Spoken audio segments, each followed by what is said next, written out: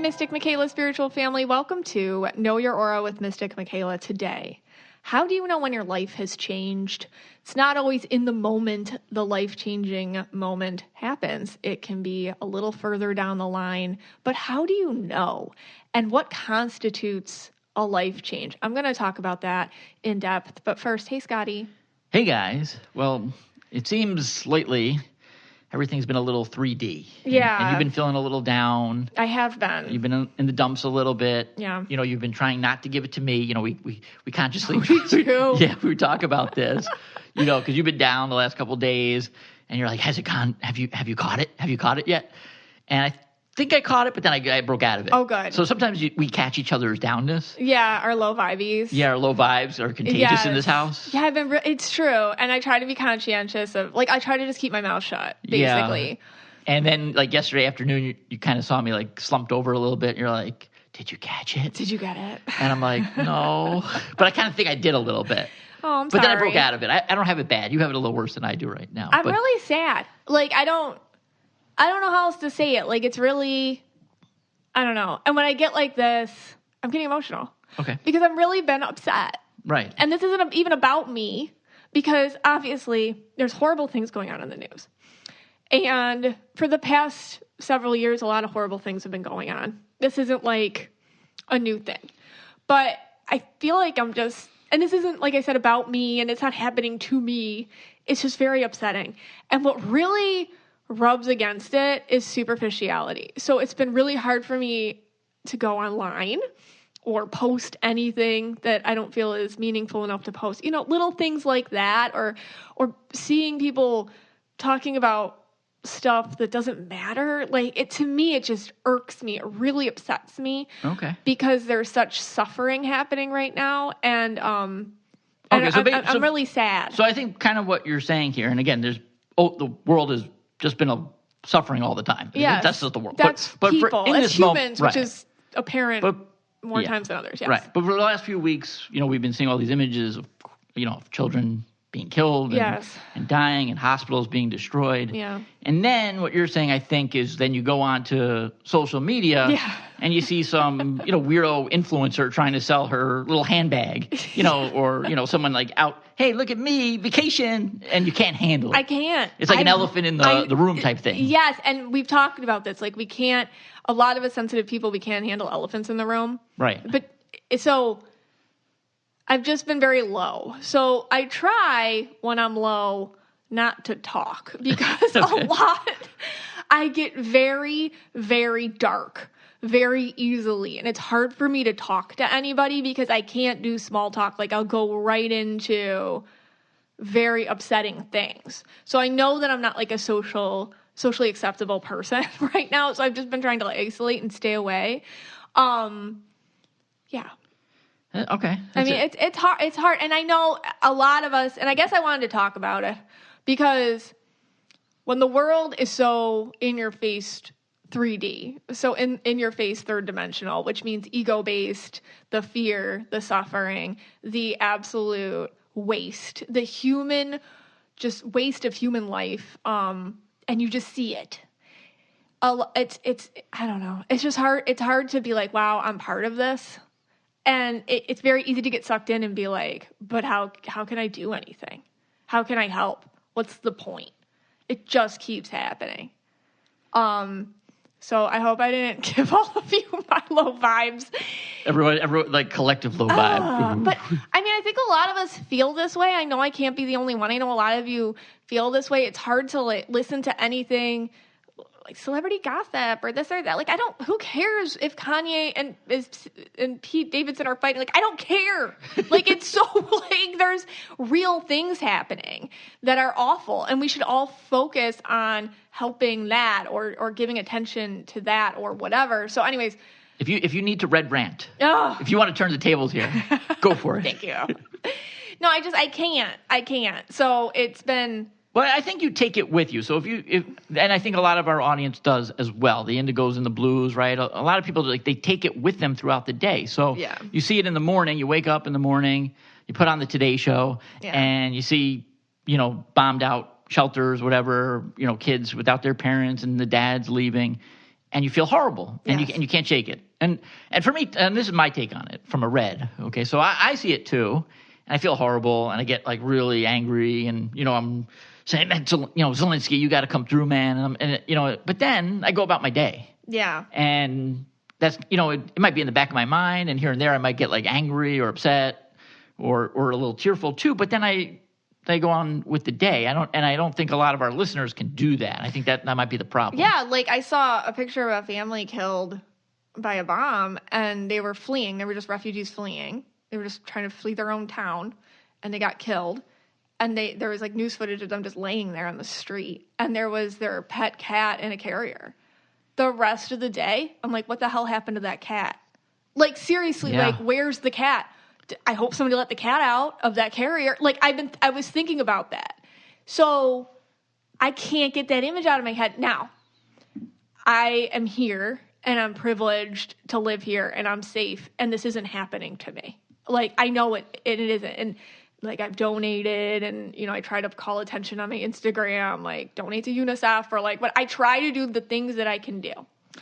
But to me, it's just hard to shake it. Yeah. Because, and like we said, like, this has been happening throughout history. I mean, in 2018, the crisis at the border, like, when that was being highlighted, I was upset by that. And the Syrian refugees, that was really, like, I could go through it. The Haitian refugees that were just living under, I mean, that was awful. Like, But this one's especially a little scary to me because I live with Mr. Historian over here.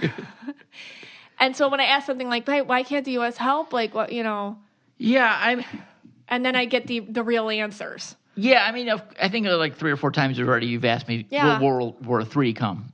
And I don't think so. My take on it is I don't think it will. And, looking at history from just a historical, and again, I could be totally wrong on this. I'm not a psychic either. And I don't do worldwide predictions. That's not my thing. I don't do those. Russia throughout history, and I don't know if we have any Russian listeners, but they've been kind of like a paper tiger. They've always had this like really large, growl, and there's nothing behind it. Okay. Not to say that they didn't fight valiantly in World War II when the Nazis invaded their country. Yeah. There was a time. Well, there's the Russian people. Right. And that's different than what's going on right now. But they've always kind of been, like, you think they're this massive, huge, and unstoppable force. And that's probably because of the amount of land they have. They have this massive tract of land. But a lot of that land is frozen or there's nothing there. Okay. But you know why they've always been weak? Because financially, their economy is fragile. Okay. They're not as strong as other nations economically.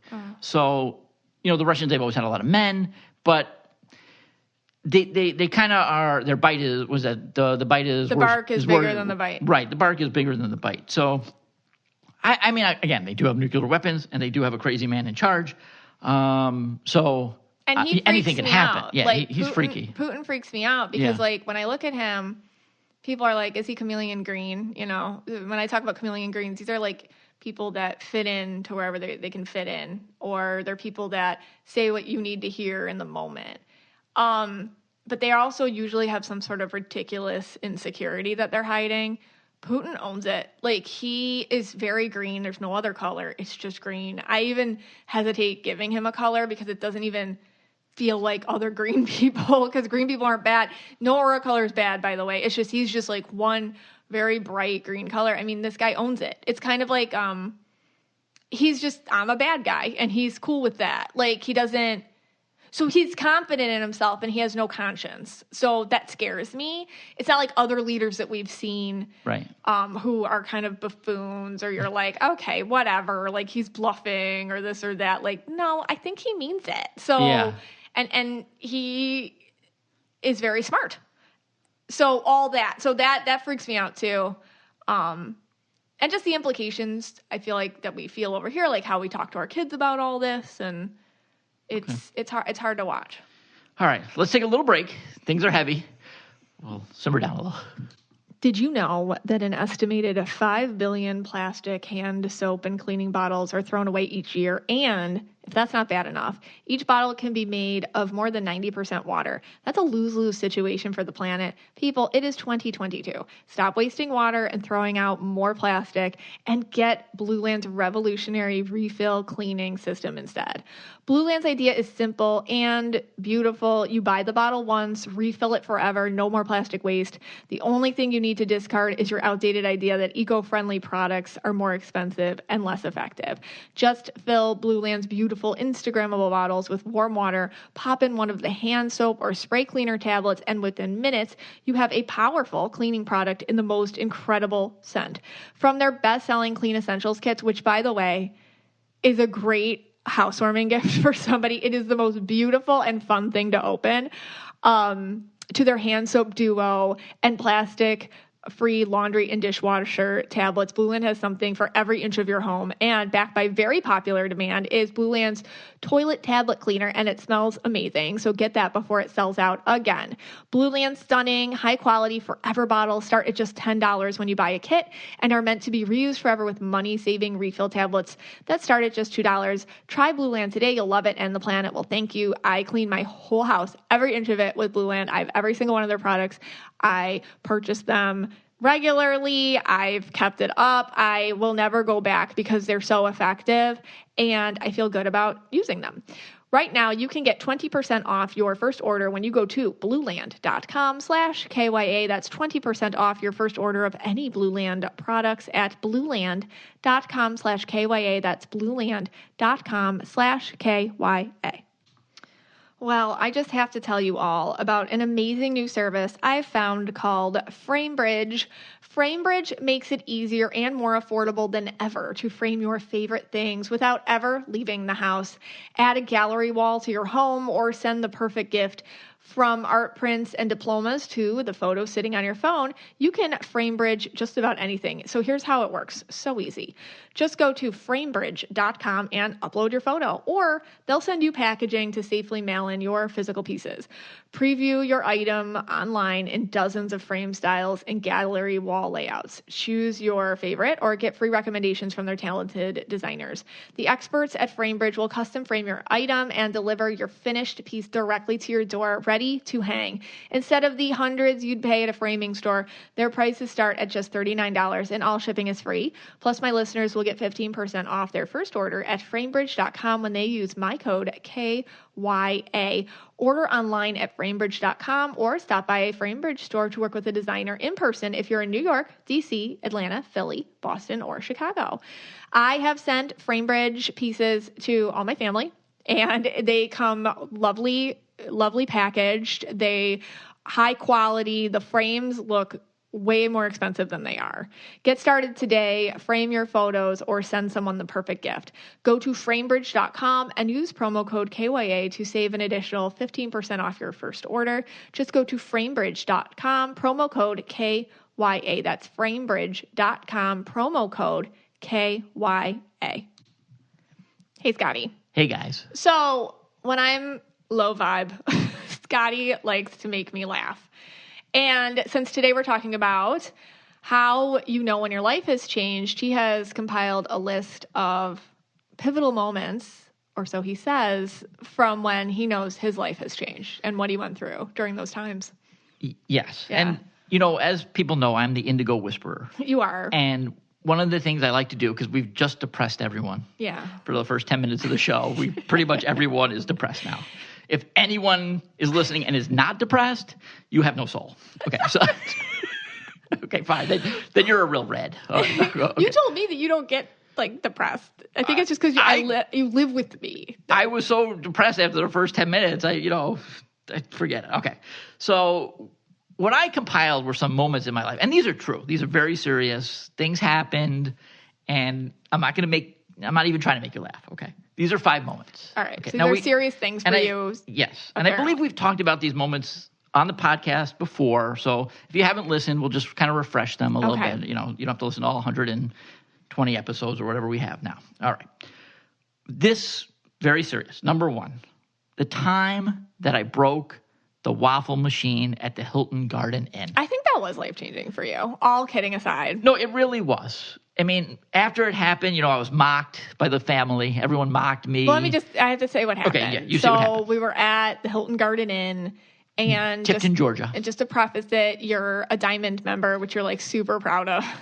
So you're the Hilton Diamond member. Mr. Big Bucks.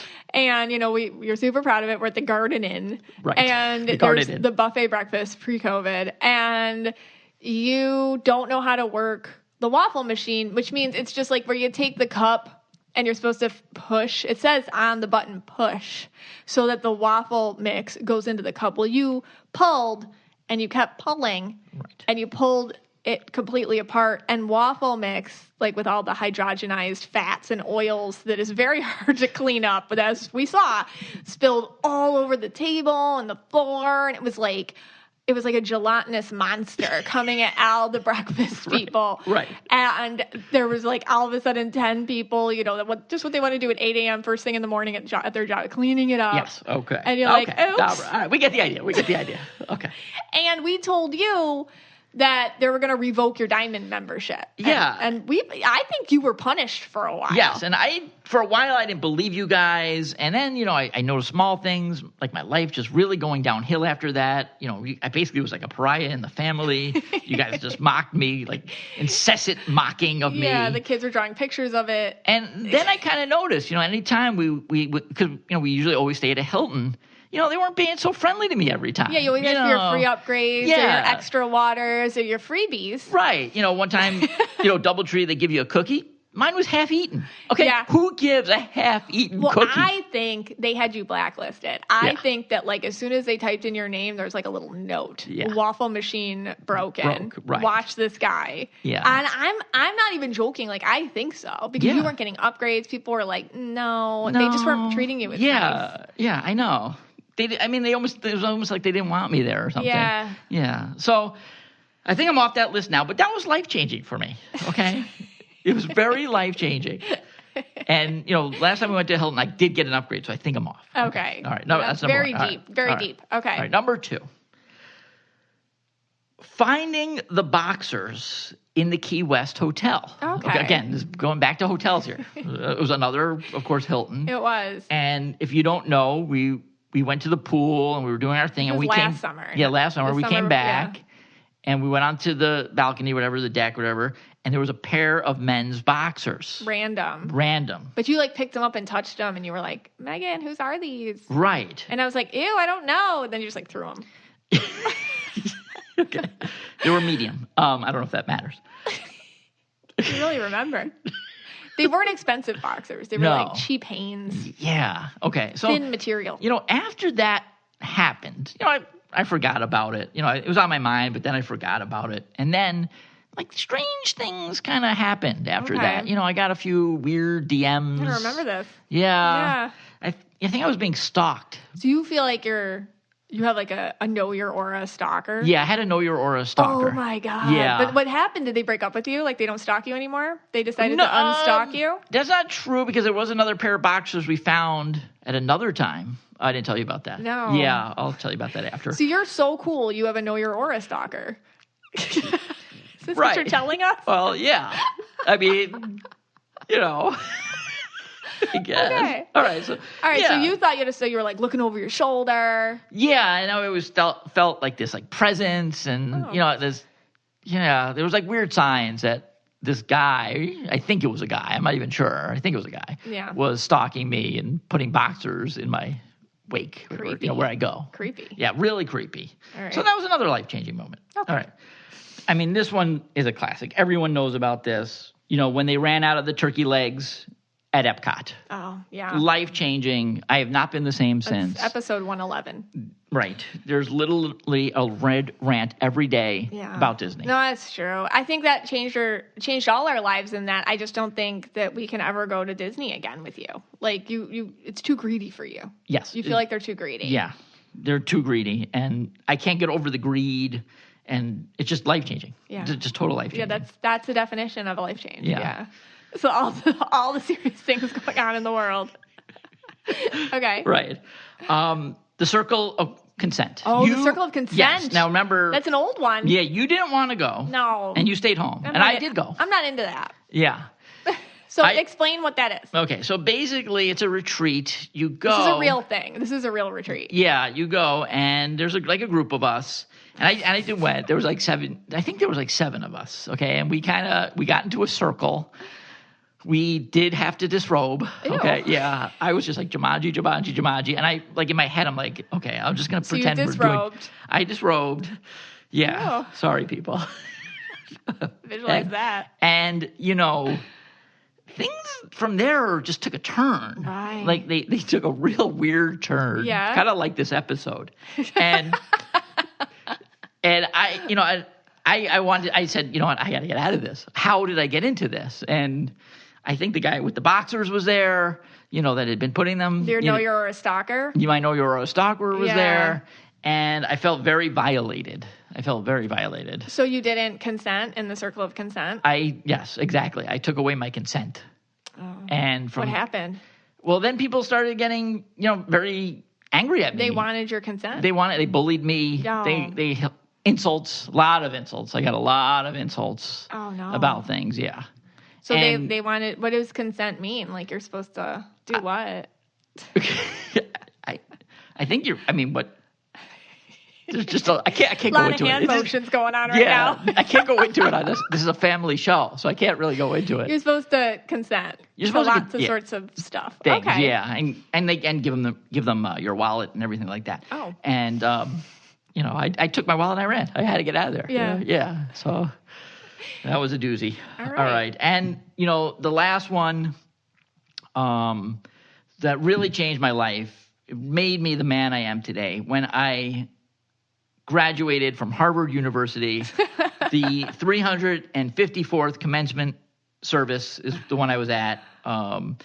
We had a nice ceremony beforehand at the Memorial Church with Reverend Mark D.W. Edgington. Like reading directly from your phone. No, I'm not. No, not at all. And I could take off your glasses. You zoom it in. Yeah, it was, I think, the best commencement speech of all time, they said. Okay. I met the dean. That's so weird I wasn't there. Yeah, President Lawrence H. Summers was there. Really, seniors from the Dudley House. Everybody was there. Resident Julie Lewandowski was there. All right, we get it. Yeah, name drop. Okay. I don't like to name drop. So that was life-changing for you. That was life-changing for me. And now you're Dr. Yes. You're Dr. Scott. Yeah, Dr. Scott. That's what they call me. PhD in what? When I check into the... What'd you major in? History. Oh. History. Yeah. You're a doctor of history? Yeah, of course. What was your specialization? Like, what was your thesis on? And stuff? My thesis... Okay, so... At Harvard? At Harvard. At Harvard, it was in between the wars. It was... between World War I and World War II, from 1919 to 1939. Just that was your whole thesis? It was all about the interwar years, yeah. Interwar years? Yeah, and mostly in Germany. The interwar years in Germany. Yeah. Okay, 19, yeah. All right. Okay. I don't know. That sounds plausible? Good. Yeah. Plausible? I don't know why not. All right. So I hope I made you guys laugh. I hope we made you laugh a little bit. Yeah, we felt bad about the opening segment being so depressing. So contagious with my low vibes. Yeah, it was really contagious. I'm not allowed to go pick up the kids from school because, you don't know what kind of small talk conversation I might just completely destroy with other mothers. That's right. I mean, when Abby goes to dance, we don't let you go anymore because who knows what you're going to tell the dance moms. Who knows, when some's like, you bring in cupcakes next week, and I'm like, Did you see that? Did you see that bombing? Did you see? We're all just 3D humans. Yeah. All right. You can't let me out. All right. When we come back, we're going to do a kiddie poo ad. That's fitting. Okay. And when we come back, how you know when your life has changed. I have 2 cats. I have Rocky and Dusty, and they're just joys in my life. They're furry little joys in my life. Kitty Poo Club helps me take care of the more unpleasant parts of cat ownership, so I can just get back to giving them all the attention and love that they deserve. So what is Kitty Poo Club? Kitty Poo Club is the most convenient monthly litter box ever. I really wish I knew about this sooner because it works and it's easy and it takes away the litter box situation.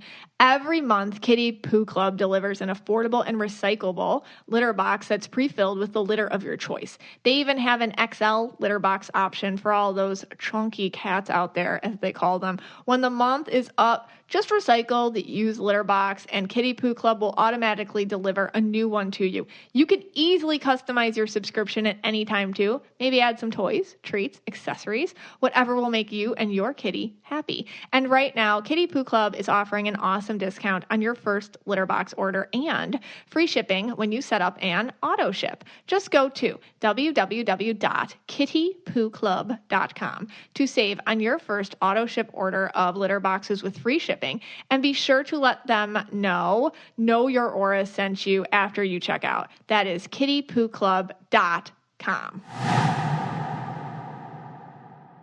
Looking around social media, I guess everywhere we tend to look, television, what they feed us in terms of what life change looks like in books, TV, movies. It seems like we have to have some sort of over-the-top, dramatic, culminating event to have a life change. Some sort of horrific happening or a moment of total devastation and destruction. Of course, that can happen, that does happen, that has happened to many of us. But more often than not, with a lot of you, the way life changes is pretty quiet. Even the dramatic life changes, it's something which quietly washes over you, not crashes all around outwardly for people to notice. And I wanted to talk about that today. I wanted to give a voice to that because it's so lonely, it's so isolating, and it's not always a fanfare moment when you realize your life has completely changed. Sometimes it's just you sipping your coffee, looking around as if you are watching a movie with a sudden realization that, yeah, I don't belong here anymore. This is going to change now. I wanted to talk about today how you know when your life is turned upside down, how you know when it's changed. And it isn't always accompanied by some sort of public scandal or dramatic announcement on social media. It can be, but for a lot of us, it's kind of just that quiet, powerful undertow that just pulls you under. And what's interesting is how you keep it silent. And I read a lot of you, so I know you do. How you keep showing up like you did yesterday, even though you know that today you're different. It can feel like you're completely playing a role in a life that's not yours anymore, and you know it's going to be different. Sometimes these feelings come along after something has occurred. It can be weeks after someone you loved passed, or months after the breakup, or quite a while after the person you trust betrayed you. Sometimes it's after you got better from the life-changing diagnosis, or it's just the moment you let sink in whatever it is happened actually did happen. It's not always at the moment. Sometimes you're too busy surviving in the moment where the awful thing happened to understand that something has to change, because change doesn't occur so much outside of you that it does in you, and you got to catch up to it. So processing is a normal thing which comes with life changes. They don't normalize that out there. A lot of people that we follow, influencers, they don't always normalize that these things take thinking before a life change happens. Sometimes we think it should happen in that moment, but processing is just a normal thing that comes with these life changes. It's something that hits you later in the quiet solitude, when at the end of the day, you're living with you. It's just you, and you have to answer to that truth deep within. That's when it can come upon you that everything can't be the same, that it can't go back to the way it was before. That's when you know your life has changed. And it's lonely. It can be very lonely. I think a lot of us, because we're fed this narrative that something has to happen in order for us to get a change, will do what we call on this podcast a purple bomb, even if you're not purple. We'll do some sort of sneaky self-destruction in order to justify that our life has changed. It's something that if we are more self-aware of, we can just avoid that extra problem. If something happened 2 years ago and you're just catching up to you now, what happened, you don't have to put yourself through any more drama in order to admit that your life changed 2 years ago and you're just processing it today. I see a lot of people do the opposite of that. They perhaps, this is just an example, their partner cheated on them a few years ago. They have not gotten over it, even though they said they did. They did the therapy, they did the thing. It's nothing, it just, whatever. Their life changed 2 years ago and they couldn't go back, but they did. And they were doing it for 2 years. And then for one moment, they're just like, I can't do it anymore. But it's almost like they feel silly saying that because, well, I said I was over it. So I guess this is a me problem now. And yeah, it is. It is. But you don't have to do something self-destructive in order to say that it's over. So I'll just see people kind of putting themselves in situations where they're the bad guy now. If that makes sense. Like maybe they'll start dating somebody else or they'll, do something that makes the heat on them in order to justify getting out of it. That's just one example. But yeah, we don't have to do these sneaky self-destructive things in order to justify that our life changed a while ago. Because it's okay that you don't change it in the moment that whatever happened. I'll see people just throwing their lives apart, looking for a reason to justify what they already know within, that their life is different, that it has changed. But you don't have to do that. You can listen to your gut, and you can just know that that feeling alone is enough. That feeling alone is enough, and you don't have to add anything else to prove it to yourself outside of that. And when your life changes, sometimes on paper, people won't agree. And a lot of us can get stuck on that. What it looks like on paper. Or how you're going to explain it to your kids in 10 years. Or your in-laws or your parents or your friends or whatever. And honestly, a sufficient response is, I processed it and I changed and I couldn't go back. And that's it. It was my feeling. And it's something that is authentic to me, and not everybody understands that, and I get it. And when you do something, sometimes I won't get it, but I'll still support you. When you have a feeling, it's valid, and that's it.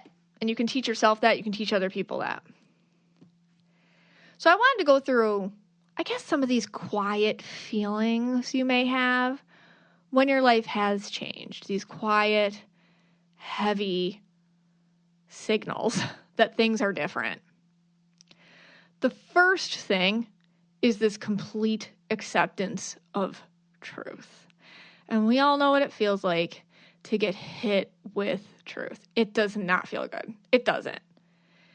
All of a sudden, your ego defenses against truth are completely down. The fortress is vulnerable, okay?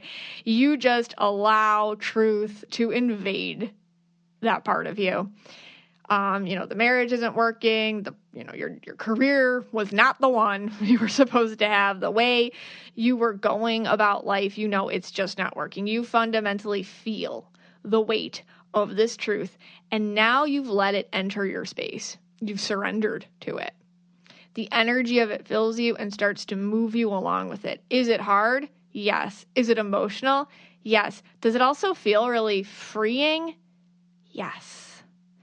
The forces you've been trying to deny, the things that you were so good at distracting from, all that energy you spent avoiding this truth, building those fortresses, you just gave up on that, and now you just let the truth flow through you. It's not easy, but in a way it can be the easiest thing you've ever done. You have a peace with it, usually, a knowing that this was always the way it was supposed to be. Doesn't mean you feel good, but it does feel somewhat right, and it feels kind of like you can rest now. Another thing that happens with this is all of a sudden you have this clarity to everything that led you to this, all the paths that got you to where you are right now. It's very cleared up. The past and the present connect. You allow yourself the time to look back and see all the reasons why you are where you are. Major clarity here, and you can see it as plain as day. You see the patterns, the things you weren't allowing yourself to notice or let into your rational thought. You see the past and the present just linking up and stitching together, and you can see why you are the way you are. And you can have some huge realizations right here about patterns in your life, and it can be a big break a pattern moment. So this is where you're like, wow, I always do that. Because when the truth comes in, spirit can speak to you. Because you're vulnerable. And so the only probably good part of being kind of in a life change moment where things aren't feeling great is that at least you're very open to hearing the truth from spirit. That voice inside yourself, your higher self speaking to you. You see things very honestly and in full detail and color. There can be some stuff you don't want to hear in there, but you accept it. And you know that you can use it to make the future different than the past. So this is how you break patterns.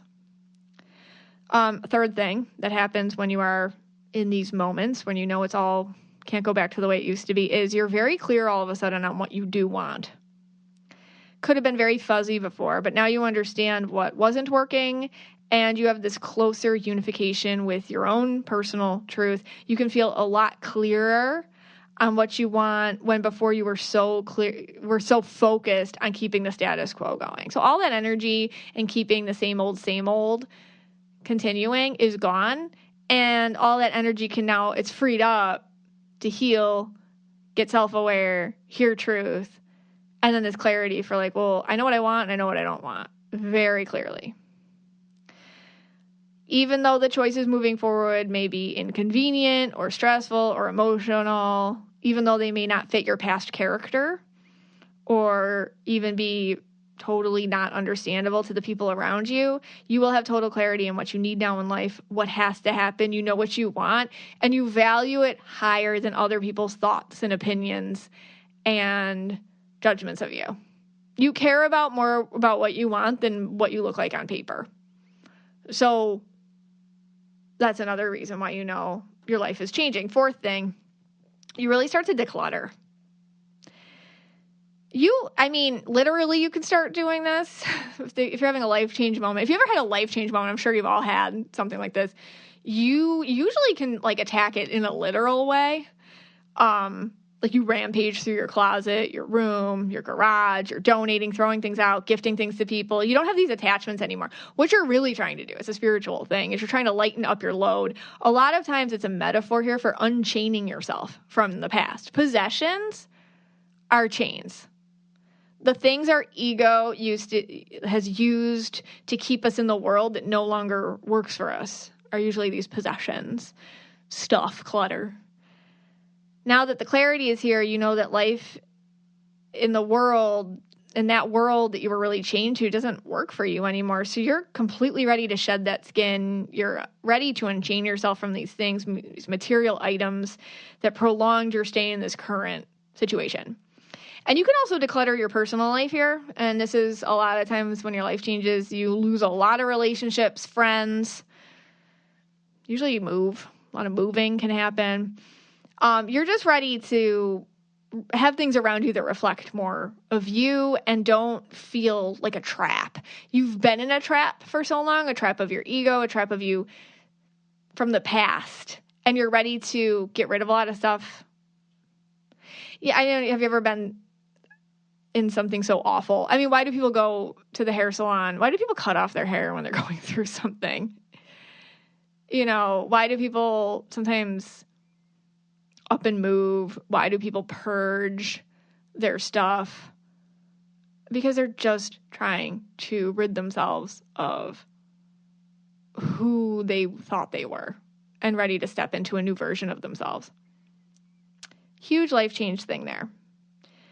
Fifth thing, you get very honest with other people. Whether they can handle it or not, you're allergic to lies or diversions from truth. So what's going to happen here is you're going to get called messy. We've all been a little messy at some point. And sometimes you meet a messy person and you're like, oof, yeah. They're going through something. Many of us, we've been there when we were going through a thing. And we get a little honest when we should be doing more small talk, but it's just easier to be 100% at this time. So when you're messy, it's just because you don't have the energy to create easier, more digestible versions of yourself to the people around the water cooler, or at book club or at the pickup line with the other moms. Like, you just don't have that ability to create versions of yourself that aren't, that are just like more understandable to other people. But here, it is a lot, but when you're kind of going through this, it's easier for you to be like 100% with yourself and others. And it does open yourself up. You're ready to go, okay, I'm ready for therapy. I'm ready for rehab. I'm ready to get the help I needed to address whatever health concerns I have. I'm ready to do the things I've been putting off for a very long time to make me more healthy. So you're just very raw and ready for change in all areas. Sixth thing, the things you always had in the back of your mind all of a sudden rush to the forefront. These are the things that you spent a lot of time suppressing. These are the things that were nagging at you. These are the thoughts and the intuition, the little gems of intuition that you shushed. Well, now they're loud and clear. Now they're in I told you so mode. Now your spirit guides are like, well, we told you. We told you. In an attempt to make you understand that this is the voice that you needed to listen to then and in the future really uphold. This is an opportunity for you to remember how it felt when you didn't listen to those things so that when it happens again, you do listen. That's all. These are the voices that are the most important. That's you. That's your connection to source and spirit. That's yourself. That's your higher self. These are the most important things. And they get very loud when your life is changing. They get very loud. You already knew these things. You always did know these things. Your intuition's like, when you're raw, that's the best thing. Like, you don't have the guilt associated with not listening, with listening to your intuition. So if you don't like somebody when you're going through something, it's like, yeah, I'm going to listen to that because I don't got time. Or an opportunity is popping up. You're not as scared as you usually are in life to not take it. You're like, I'm not taking that. It's not for me. Something else will pop up. You're just clearer and you can listen to yourself better. And all the things that you did that kept you hushing it, and why you have this moment here where you can understand that you really do need to be aligned to it, never shut that out. We can get stuck in the should-have, could-haves here. We want to punish ourselves for not listening. That part's not helpful. That is your ego. It's hurtful to feel truth sometimes. It's hurtful to be like, oh, wait, I did know that. And I wasted so much time not listening to it. But you do need to feel it so you can pat yourself on the back, learn the lesson, and move forward in a way that you don't do that again. You have to learn how to trust yourself. So feeling these feelings don't feel great because obviously you're going to get mad at yourself for wasting time or whatever, but there's never time wasted. Time is never wasted. Love is never wasted. Nothing is wasted if you got a lesson from it. Okay, so if you can take any lessons from the life that you're now leaving, and if you can remember what those voices feel like and how close to your truth you are in this moment, nothing's wasted. 7, you love your own company the most now. When your life is turning upside down, you really like being around yourself the most. You may feel more you than ever before, and even in this storm, even in the misery and the mess, there's just something about you that can feel like the most comfortable. So you may start to treasure your own company, really long for it. You may need more alone time. 8, you can feel really confused, upset, out of control, stuck, and above all, really isolated. Most people live in their 3D world, even all of us. When life becomes a bit mundane, we live in it too. We're creatures of habit. We go through the same day over and over and over again. It's not until something awful happens you appreciate that. So you got to remember that people don't like to be reminded that all this can be taken away, that life is so very, very temporary. People do not like to be reminded of that. And when you are going through a life change, you can be very triggering to some people. They don't want to hear it, and they're going to judge you for it. Perhaps at some point in your life, I know this happened to me when someone that you loved really died. really died and you were without them. And you have to go live life now.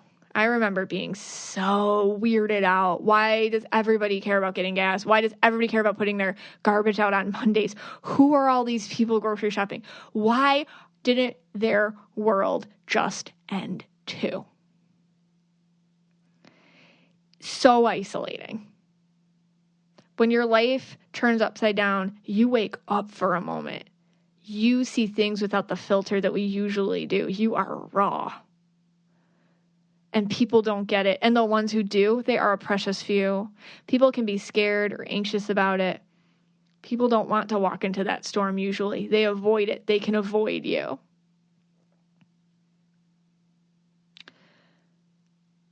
Nine, we are built for survival. You will get through this. If I have learned anything from doing as many readings as I have, I know this. The things I have seen people overcome, it's amazing, really. The ways people can survive, and not just survive, thrive, you can too. You can get through this. You will get through it, and you'll be different for it yet. But different isn't bad, it's just different. It's going to scrape off a layer of who you thought you were, but you're under there too, no matter how deeply you are scraping yourself at this time. You're there, and you're going to be okay. You can always lean on that in these moments. You also may notice when you're going through these upending life changes that you start to focus on only what you can control and you let go of what you cannot. Very freeing. It's cutting the loose ends that will save you when life spirals. You can't hang on to everything when you're free falling. You have to grab what is for sure. Those are the people, the opportunities, the strength in you, which is eternal. And you will narrow your focus to it. The strength in you will shine very brightly. And it will burn away things that you no longer need. And that is okay. When your life changes, it's like a phoenix rising from the ashes. First you burn, and it hurts. And then it doesn't look like much. But when you rise again, you're new and shiny and ready. Finally, in these life changes, you're going to learn to speak your truth.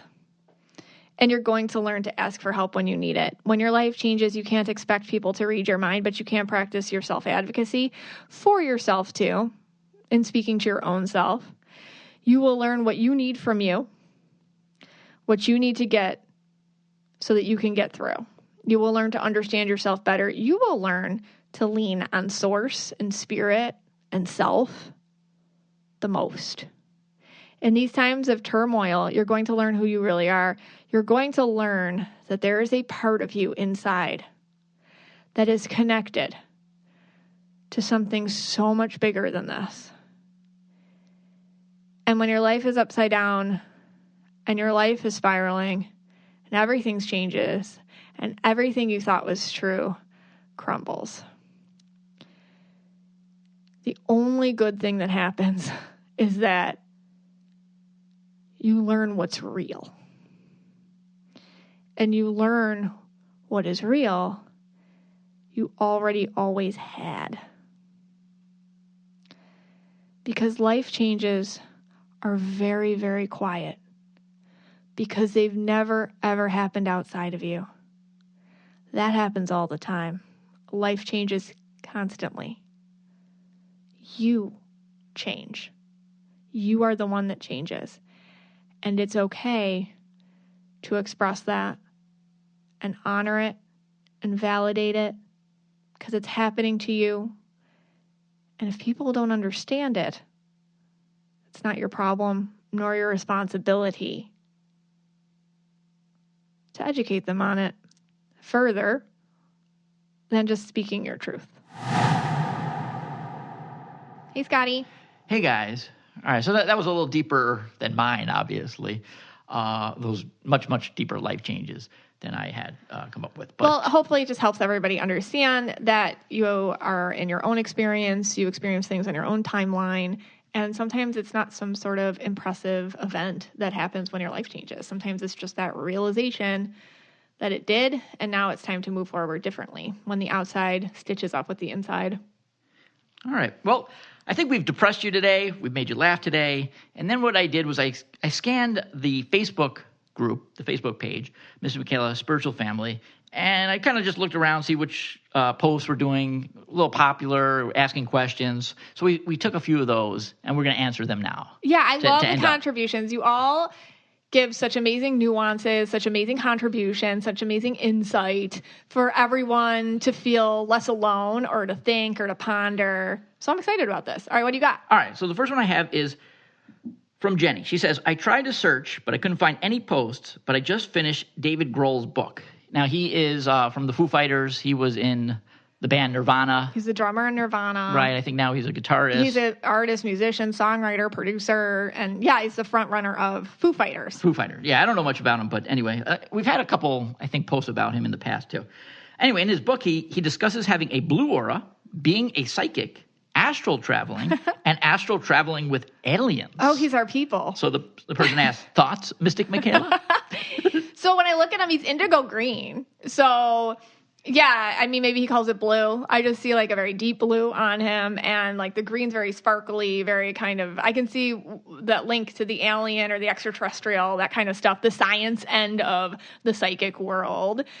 He seems like a really cool, sensitive person, like a really good listener, very introspective. I mean, obviously a lot of his songs, when you listen to them, are full of like power and passion, and he also has this amazing kind of confidence about him, where I feel like he really has used his green to solidify his confidence in his indigo. You know, a lot of indigos, because they're such deep feelers and because they can have issues with boundaries and letting other energies infiltrate them, he's been able to use his green as some sort of barrier to that affecting him, which has probably helped him do so well on the public arena, but also stay really in touch emotionally to write songs that hit us where it really hurts in a good way.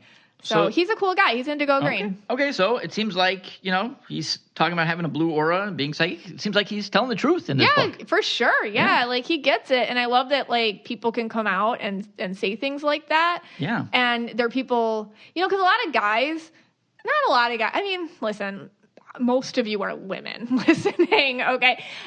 So it's nice when like a man comes forward and he's like, yeah, I believe in this stuff. And it's actually helped my career.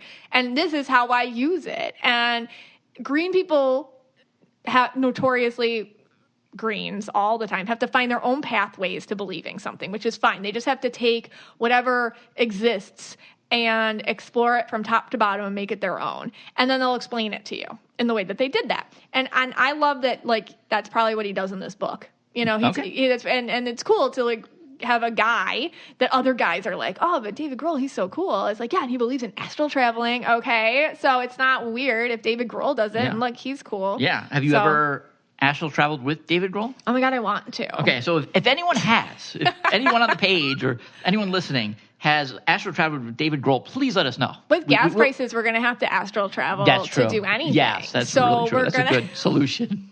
So I think we should all some sort of astral concert soon. Right. I'm into it. All right. You have one?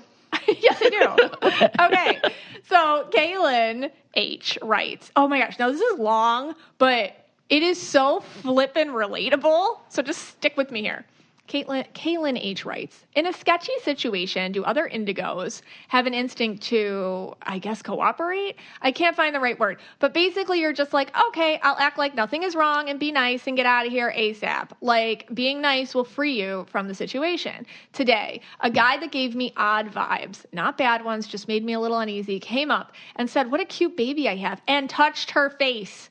as it happened, I saw him reaching up to touch her like it was happening in slow motion. And I just froze and panicked and let him. Like, what the F? I am so mad at myself and just disgusted with my wimpy reactions to people. What is wrong with me? I carry so much anger in me and get really defiant and fired up sometimes because I feel things so deeply. I get angry easily, but it never comes out at the right moment. It's always delayed. It's as if if it's someone with really bad vibes that send an alert through my whole system, I don't even walk near the person and go completely out of my way to try to avoid eye contact before it can even happen. And I wouldn't let anyone scary enough to touch me or my child. But with iffy people, I just let them, and I don't know why. It's like instead of fight or flight, I freeze. In high school, a group of sketchy guys approached me when I was alone in a parking lot, and the leader guy seemed high and came up and talked to me and introduced himself and shook my hand, and I let him. I completely blacked out, and I don't even know what he said, but I just nervously laughed the whole time and made up an excuse to leave. I watched the rearview mirror my entire drive home. I'll never forget that day. These kinds of things have happened a lot. I have tons of stories. Sketchy men have always been attracted to me, and never any of my friends. I am paranoid now when I go anywhere to a bit of an extreme level. But why do I do this cooperating nice act thing, and how can I change it? I want to be more upfront with people and not allow them into my space if I don't want them there. Wow. I relate to every flippin' word. And when the kids were little, I would have such anxiety. Well, I had postpartum depression, but then when Bree, our eldest, was little, I was absolutely terrified to go out alone with her because I did not trust myself to protect her. That's like even the grocery store. Like, I was so petrified because everything she's saying, I get, because I freeze too. Yeah. And I'll either avoid or freeze. And avoiding is a lot easier for me, So why do you do this? This is your superpower. You probably know they're not dangerous. And so what happens is you use your charm and your empathy and your kindness to fit in that moment. It's a survival tactic. So in somebody, especially those guys that approached her, like at her car or whatever, that's like, okay, I have to be a real, normal, vulnerable person and likable. If I'm likable, I'm not an object to them. If I'm likable and real, they're not going to hurt me. See, these are all energetic things that you're doing. The guy that touched your kid's face, I get that. You probably knew he wasn't bad, but later, as you process it in your head, you're like, but he could have done this to her, or he could have done that to her, or he could have, all these other things. And then you take it on yourself as not being the protective person that you should be. Some of us just aren't good at screaming in someone's face no. We're just not good at it. And then when we try to do it, it comes off really awkward and weird. So sometimes it's okay to go into your strength. Your strength is what I said, being indigo and just like flowing with it so you can get out of it. It's kind of like possums, they play dead.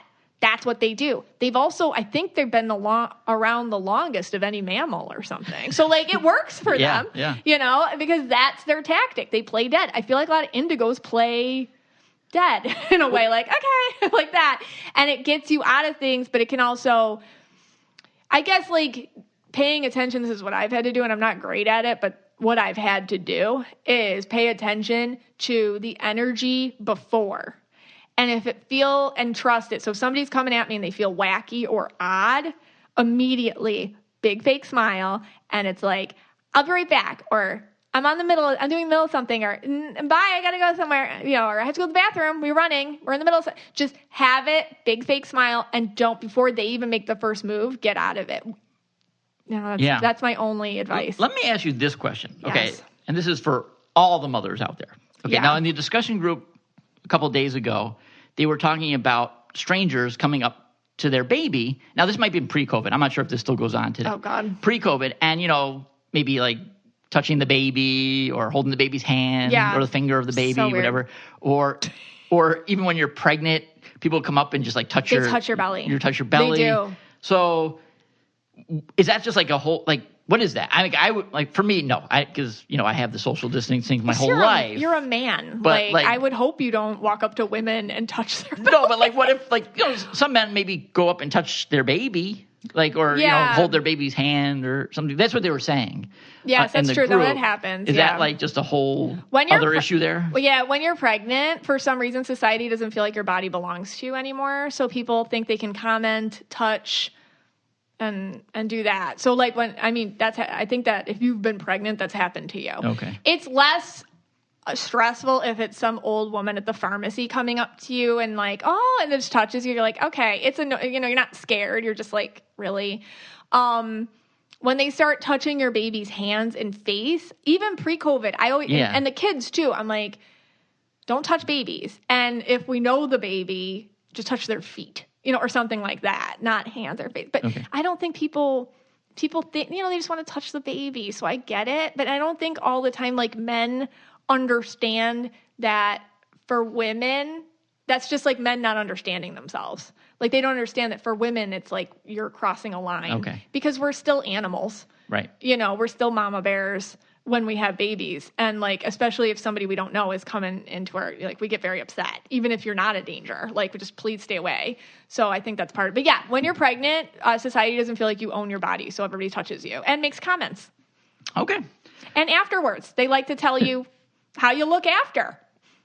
They're like, oh, let me, like, great, thanks for the unsolicited body comment. Didn't need that, but okay. Hey, that's what I felt like when I was in the circle of consent, okay? At that moment in time, I felt like a pregnant woman, okay? Like, for the one moment in my life, I felt like a pregnant woman. Okay. Unsolicited body comments? Yeah, I had a lot of those. I mean, a lot. I things about me I didn't even know. All right. One or two more. Here we go. All right. Okay. Elizabeth says, what are yellow-purple or yellow-blue or blue-purple combos doing for work? Okay. Does anyone work from home, and how do you like it? My purple needs change desperately, and my blue wants to help people, and my yellow is annoyed that I'm in my 30s and still confused as AF. So, a lot going on She's there. She's a tricolor. She could be a tricolor. What's her name? Elizabeth. First of all, Elizabeth, you're a tricolor, so welcome to your life. The tornado.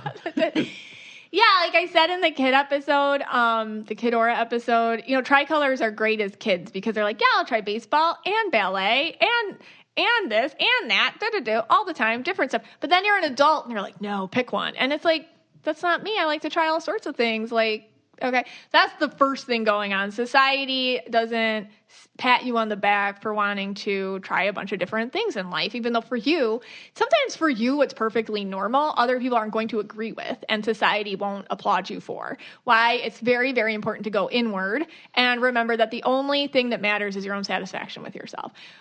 Secondly, when you're purple, you have to change it up often. So career changes are necessary when you're purple. They just are. Like, you get bored, you get sick of it. Sometimes career, what is it? Some people live to work, and that's great.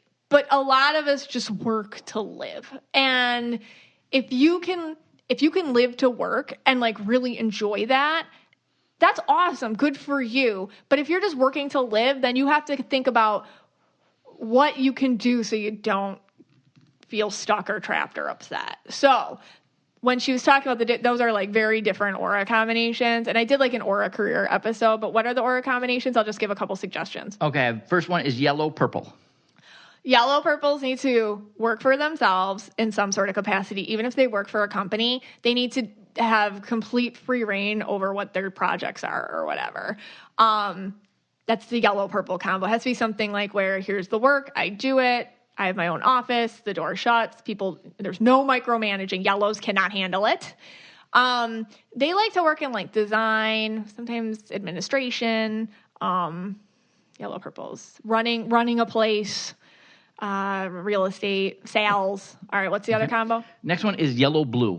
Yellow-blues, they got to be caretakers. So I just see a lot, again, because the yellow cannot be micromanaged. But yellow-blues can handle, usually they're in a healthcare thing. Usually. Like, so if you do something with therapy or healthcare or where you're doing something where you're helping other people, but, you take notes and you monitor things or whatever, that works. If you're not in a healthcare profession and you're yellow-blue, running an office, teaching, again, something where you're very self-sufficient and helping other people.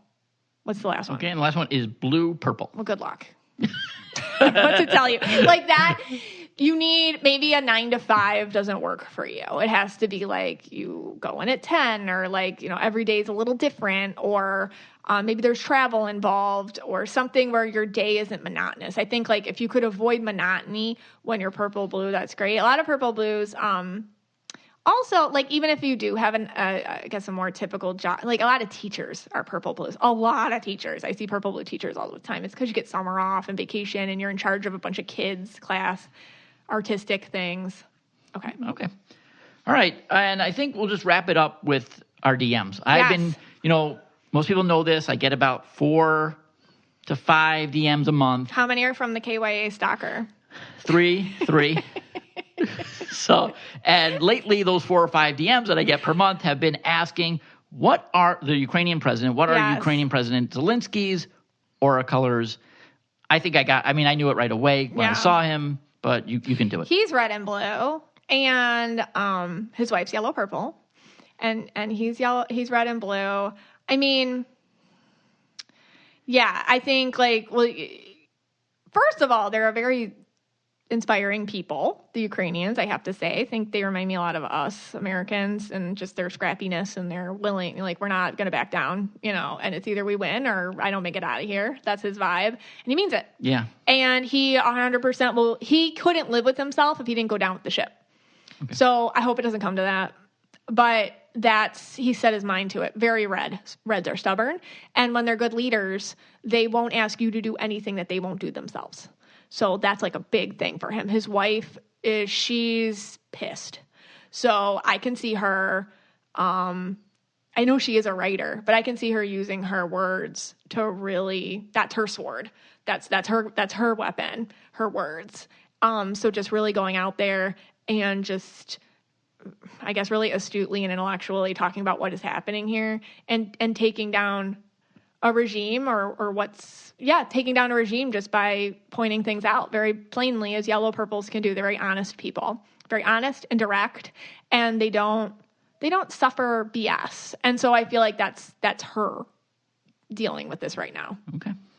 All right. I'm sure people will appreciate that take on it. All right. It's been a ride today. It has been a ride. Thank you all for taking that ride and that journey with us. As always, this podcast is for you and about you. I always love to hear your thoughts, your life-changing moments, when you knew that your life changed, over on the Mystic Michaela Spiritual Family page. You all take care. If you want to be the most interesting person at the cocktail party, well, hop on over and listen to the Brain Candy podcast. Our award-winning content will have you laughing while you're learning. We read all the best articles, books, and studies, and keep up with new TV shows, documentaries, and pop culture. And then we cram it all into 2 shows a week. Conspiracy theories, cannibal rabbits, unsolved mysteries, the history of the Walkman. There's something for everyone. The Brain Candy podcast. Find our link in the show notes. Or simply search for the Brain Candy podcast on your podcast app.